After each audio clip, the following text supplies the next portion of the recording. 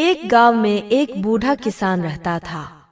उसके 3 बेटे थे और तीनों की शादी हो चुकी थी। बूढ़े किसान के पास थोड़ी सी जमीन थी जिस पर वह और उसके बेटे मिलकर काम करते थे। गांव के लोग उन्हें बहुत इज्जत देते थे क्योंकि वे मेहनती और ईमानदार थे। लेकिन बूढ़े किसान के मन में हमेशा यह चिंता रहती थी कि उसके बाद उसके बेटे और बहुएं उसकी मेहनत और ईमानदारी को कैसे संभालेंगे। एक दिन बूढ़े किसान ने अपने तीनों बहुओं को बुलाया और कहा, बेटियों, मैं बूढ़ा हो गया हूँ। मेरे पास तुम्हें देने के लिए धन दौलत तो नहीं है, लेकिन मैं तुम्हें एक सीख देना चाहता हूँ। कर्मों का फल हमेशा मिलता है। अच्छा कर्म करोगी तो अच्छा फल मिलेगा और बुरा कर्म करोगी तो बुरा फल मिलेगा। बहुएं बूढ़े किसान की बात सुनकर चुप रहीं। बूढ़े किसान ने आगे कहा, मैं तुम तीनों को एक एक काम दूंगा। तुम्हें यह काम पूरे मन से करना है।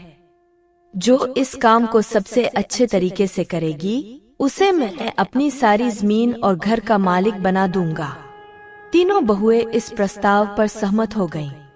बूढ़े किसान ने पहली बहू को बुलाया और कहा, तुम्हें गांव के बाहर जाकर एक पेड़ लगाना है और उसकी देखभाल करनी है।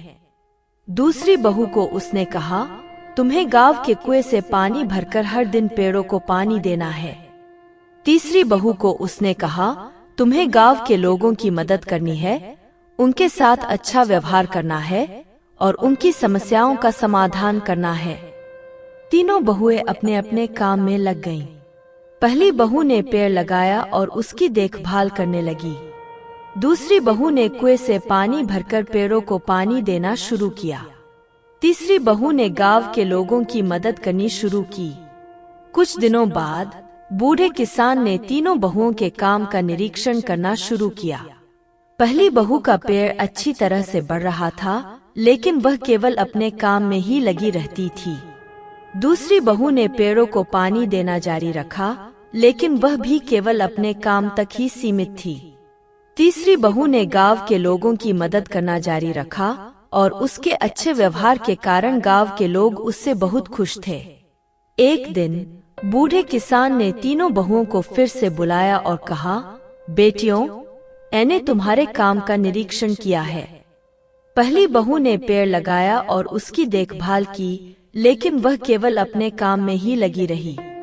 दूसरी बहू ने पेड़ों को पानी दिया, लेकिन वह भी केवल अपने काम तक ही सीमित रही। तीसरी बहू ने गांव के लोगों की मदद की और उसके अच्छे व्यवहार के कारण गांव के लोग उससे बहुत खुश हैं। बूढ़े किसान ने आगे कहा, कर्मों का फल हमेशा मिलता है। पहली और दूसरी बहू ने अपने काम तो किया, लेकिन उन्होंने दूसरों की मदद नहीं की। तीसरी बहू ने न केवल अपना काम किया, बल्कि दूसरों की मदद भी की। इसलिए मैं तीसरी बहू को अपनी सारी जमीन और घर का मालिक बनाता हूँ। तीसरी बहू ने बूढ़े किसान के पैर छुए और कहा, पिताजी, आपकी बातों को हमेशा याद रखूंगी। कर्मों का फल हमेशा मिलता है और अच्छे कर्म करने से ही अच्छा फल मिलता है। बूढ़े किसान ने तीसरी बहू को गले लगाया और कहा, बेटी, तुमने सही किया। तुमने न केवल अपना काम किया, बल्कि दूसरों की मदद भी की। यही तो सच्चा कर्म है। इस तरह तीसरी बहू ने बूढ़े किसान की सारी जमीन और घर का मालिक बन गई। उसने अपने अच्छे कर्मों से सबका दिल जीत लिया और गांव के लोग उसकी इज्जत करने लगे।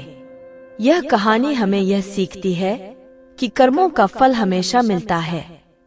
अच्छे कर्म करने से अच्छा फल मिलता है और बुरे कर्म करने से बुरा फल मिलता है। इसलिए हमें हमेशा अच्छे कर्म करने चाहिए और दूसरों की मदद करनी चाहिए।